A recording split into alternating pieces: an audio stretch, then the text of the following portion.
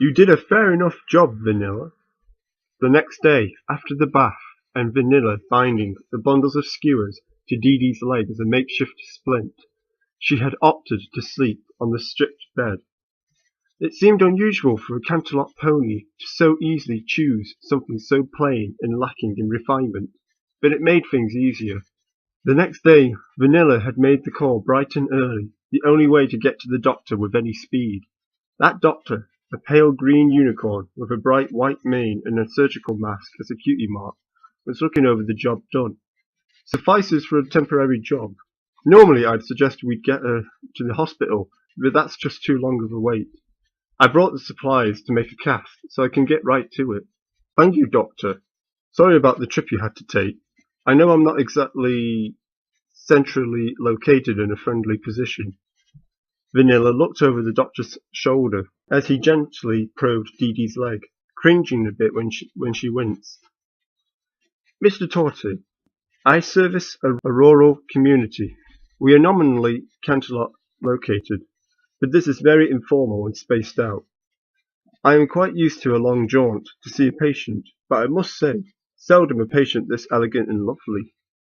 The doctor smiled to Dee Dee and very carefully laid her broken leg on a sterile gauze, which was placed on a pile of white paper upon a pillow. Oh my, thank you, Doctor.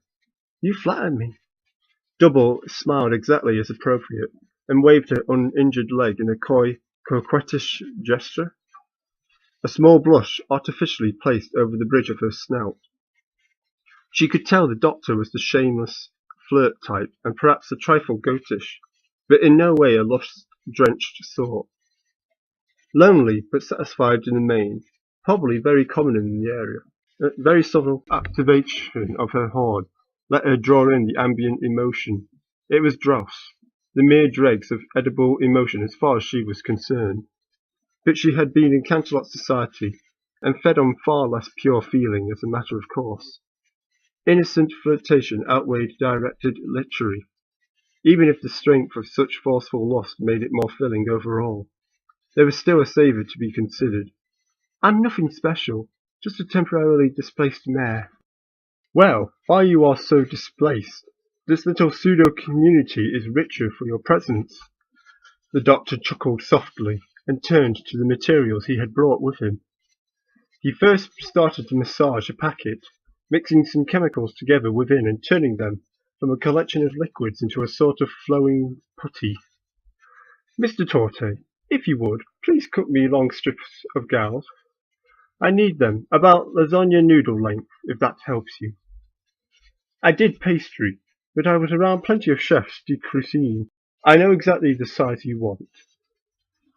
Vanilla used his horn to maintain a semi-sterile environment, taking up a roll of gauze and angled scissors, unrolling and cutting the slimy fabric. This sure cuts easier than puff pastry or filo. I don't need to worry about it falling apart. Very clean and precise. Perhaps you should consider nursing work. You don't need to be a cross-heart mare, you know. That's just common, not required. The doctor chuckled and then turned back to Dee Dee, lifting her injured leg slowly and wiping it slowly with a sharp-smelling liquid. Sorry for the smell, but you need an antibacterial coat beneath the liquid resin.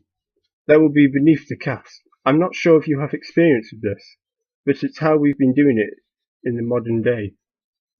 I've never had a break like this. It was something of a shock. The swarm was not coddling. Injured drones and workers were easy to replace, and consumed without producing. If they could not make honey, or could no longer perform internal hive duties, there was no recourse. It hurt to see some being that had been a friend killed because they were injured, but the swarm had to remain strong.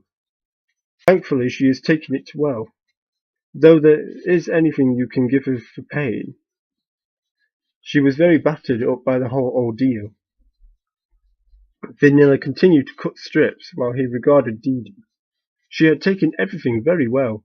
It would have spoken well of her had she been more honest. Of course, for bodily harm like this, I can certainly give her something. The doctor brushed on a slightly tinted fluid that did not drip or flow too much.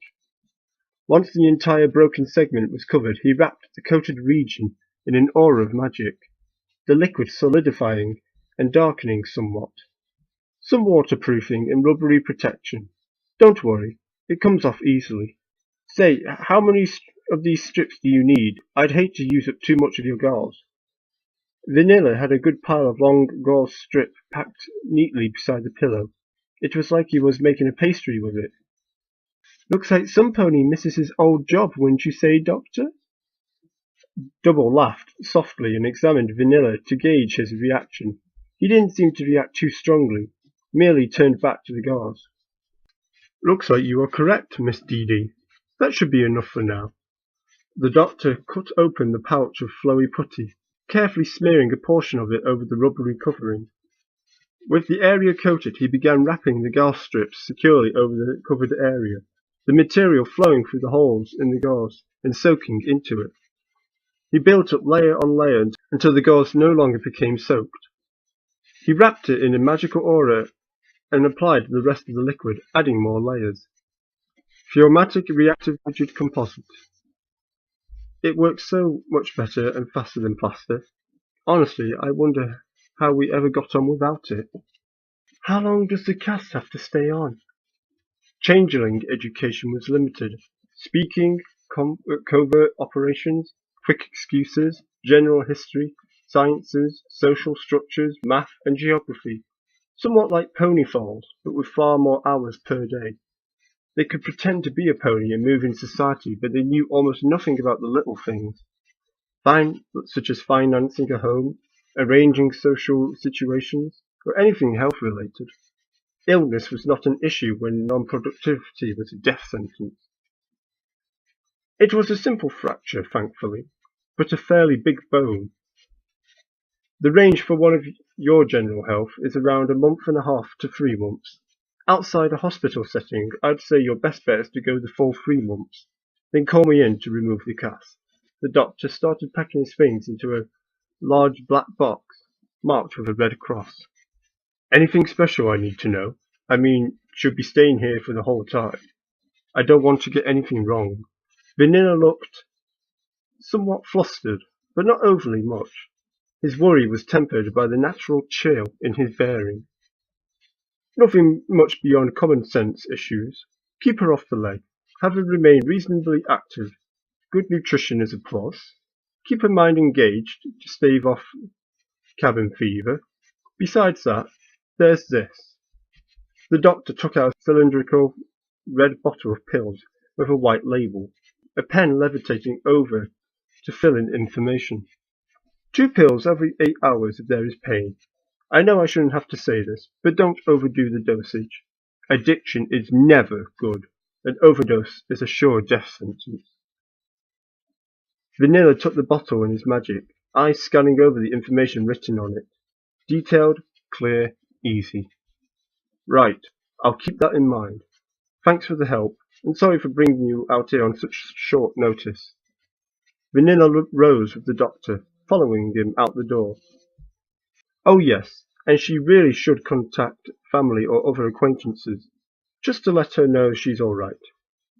I know there was a big to-do up there, and there's probably a lot of panic going on for the missing, especially in the case of an airship incident. If you're lucky, some family or friends could come and get her. They're likely to be more hospital approximate than you are, Mr. Torte. I understand, and you're very right, Doctor. For her sake on many levels, I need to get that taken care of. Vanilla showed the doctor out, and helped him to load his cart, and get things situated, before waking him off with a small, cool smile.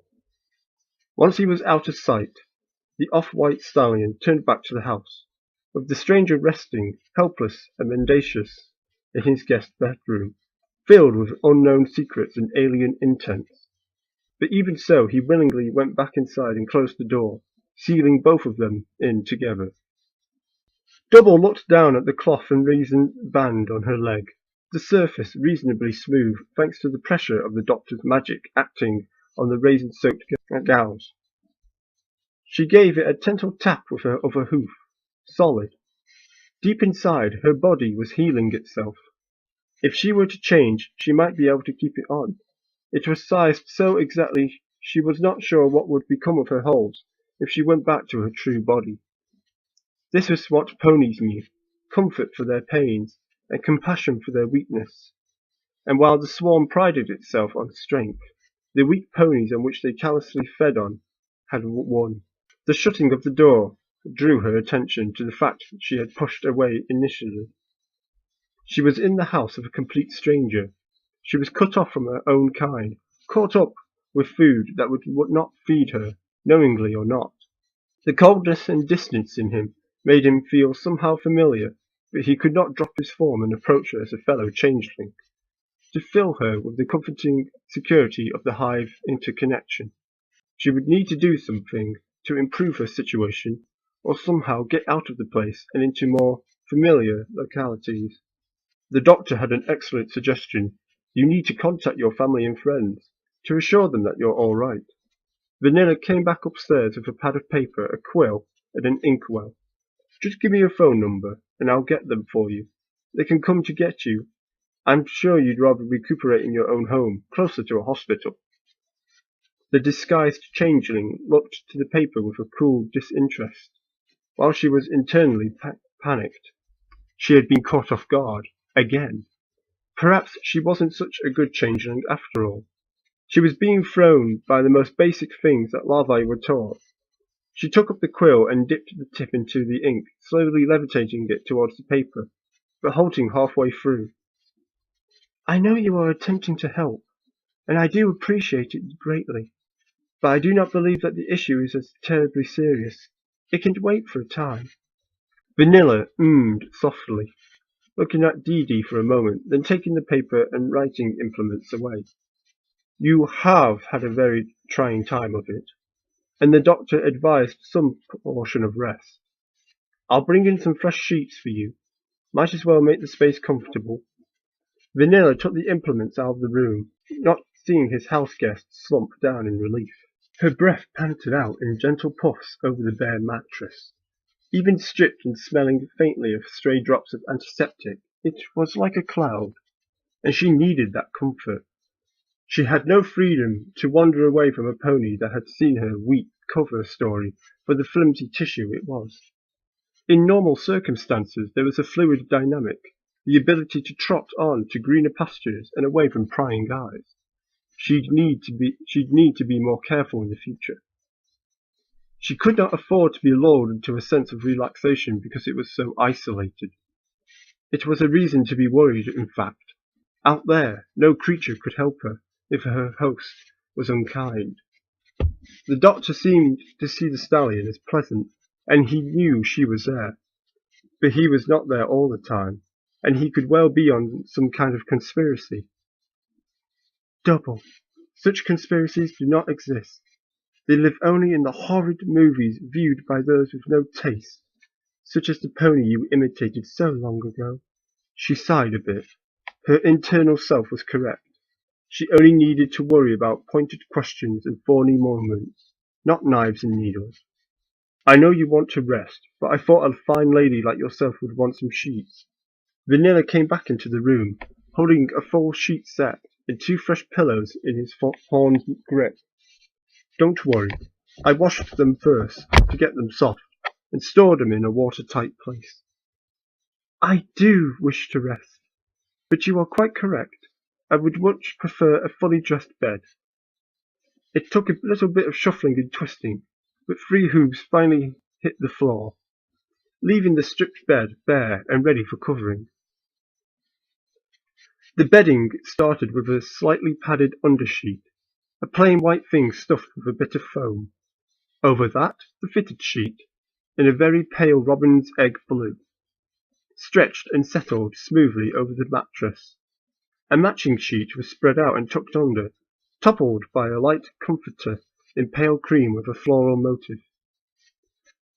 The pillows were covered in cases that matched the comforters and set gingerly at the head. I trust that this is acceptable to you. Acceptable. Very acceptable. Double looked on the bed, working extremely hard to suppress her desire and adoration. She focused on the coldness she was receiving, and gave it back in kind to help with that suppression, and the maintenance of her Canterlot detachment. Appearance was reality, as far as a changeling was concerned, at least in the majority of cases, and that was what sold even the thinnest cover. May I bring you anything? You must be getting hungry by now. Give me your love. Give me your lust. Give me your lechery. Give me something but your frosty formality, you Canterlot ice pony. I would very much enjoy a large crisp salad with cress and escarole, drizzled with red wine vinegar, a plate of Timothy hay, and sparkling purified water. If you don't have it all, then as near as you can get. I recognize that circumstances are somewhat reduced, answered Double. Vanilla nodded lightly and left the room. You harmed my crops a little bit, but I have some of those things. I too grew to enjoy the flavour of such things and learned to cultivate them. With that, he was gone, leaving Double alone to slowly slip back under the covers, a shiver running down her seeming skin, a low pleasured sigh emerging from her lips. The run-up to and the preparations for the invasion had involved even more sparse conditions and rigorous treatment in the swarm. To simply have time to lay in luxurious softness and joyous comfort, it was so indulgently decadent. She did need to get away, but there was no real harm in taking advantage of the surroundings in which she was caught. Downstairs, Vanilla was out in the garden. Around the other side of the house from Dee Dee's landing place were the carefully maintained patches of higher end and more flavorful bits of vegetation. Thanks to the lack of Earth Pony natural skill and the necessity of using the natural mana flow in the presence of nutrients, he was forced to grow in carefully controlled areas with rigidly enforced grids, with a very careful regime of fertilizing, watering, and weeding. Each harvestable bunch of each crop would suffice to feed a pony, if not for one day when at least a fair-sized meal would be in order. He carefully cut one bunch of escarole and one bunch of the cress, levitating them into a basket he had brought with him. He then carefully dripped some concentrated liquid fertilizer into the bare bases and roots, to give them the strength to draw on mana while the leaves were growing back.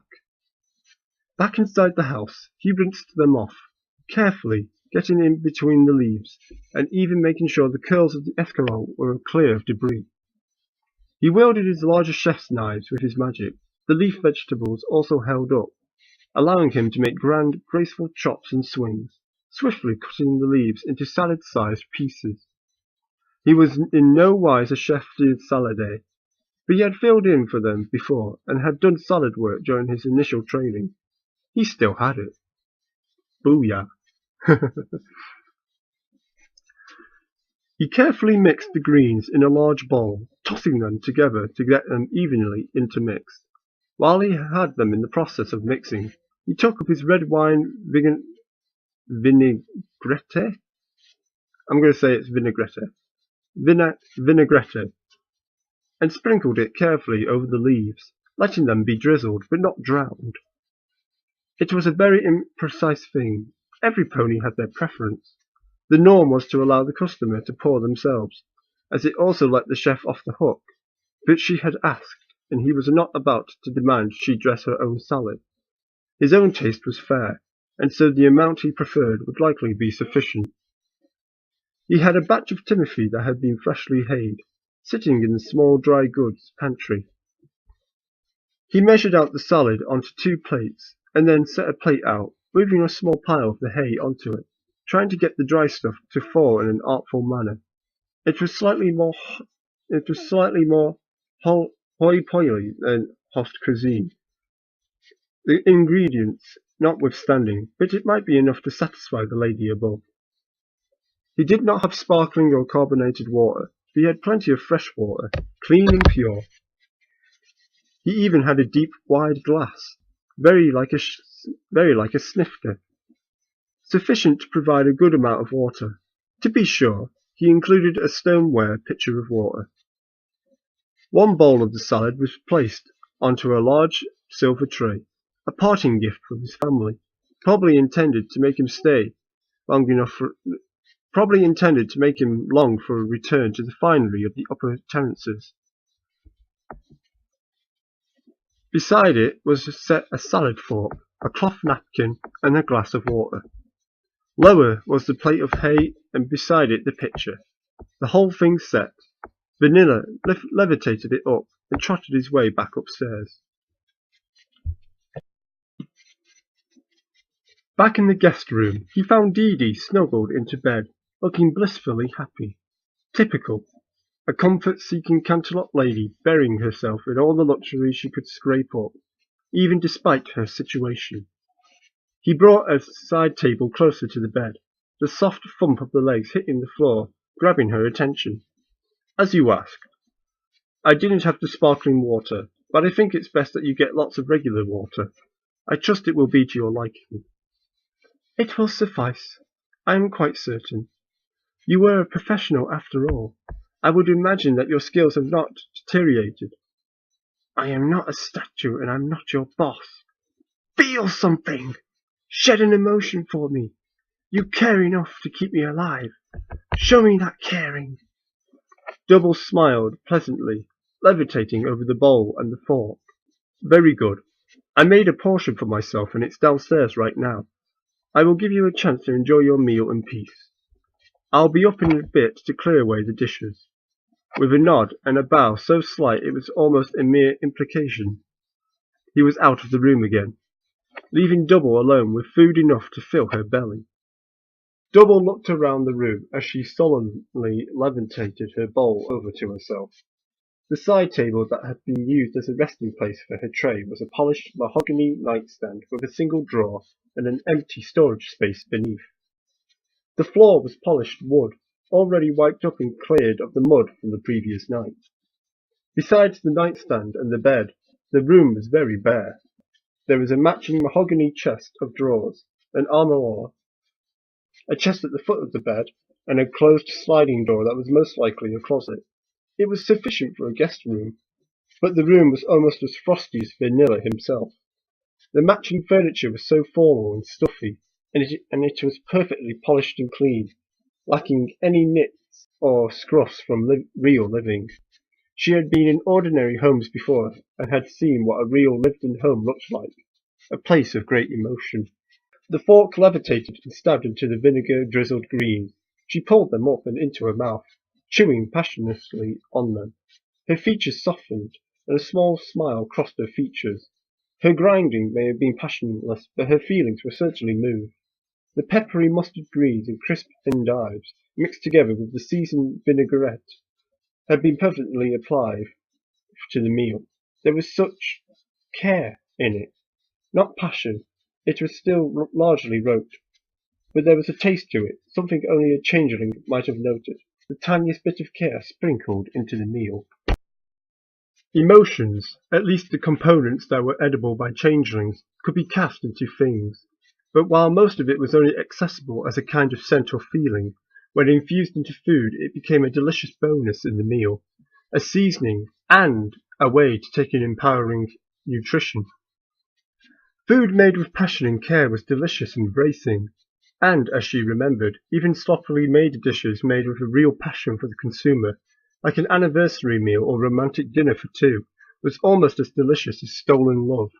In fact, it was stolen love. A love for a pony that was not really there. It fed the changeling body on both fronts. Down on the ground floor, Vanilla was in his den, eating his salad while considering everything. The bare floor with a round rug, the several bookshelves stuffed with thick books of many subjects, the low backless couch that providing another bit of seating besides the thick, comfortable chair, the side table on a stand holding his salad and water, the cold fireplace needless in the comfortable day. Familiar surroundings, changed somewhat by having some pony else in the house. He shouldn't have felt any differently. She was a liar. Somehow she was a liar, and he knew it. Refused to write to or otherwise contact some pony, changed her appearance in some manner, held him at a practiced distance. She was too smooth, too perfect. No pony would be that dismissively proper without a reason. It wasn't his business, but she was making it his business. It hadn't necessarily been her fault that she had crashed into his yard, but she had done something that made her tumble to the ground, and she had hit his property. By intention or accident, she had thrust herself into his life in the most direct manner possible. He had to care for her now, because it was the right thing to do. As much as he might have liked to have been left alone, he knew it was no excuse to simply throw her out into the world to some impersonal hospital. It would have been extremely unequestrian. It felt right to have her there, yet it was still a burden. He munched on the salad and hummed to himself. Tasty. Suitable for serving in a good restaurant. Properly dressed, the greens crisp and well cut, everything looking right and smelling right. The bouquet rich and full. No matter her status as a snotty noble, it would properly suit her taste as well. She was getting for free what would normally cost a fair bit. He considered the salad, chewing more slowly on his mouthful.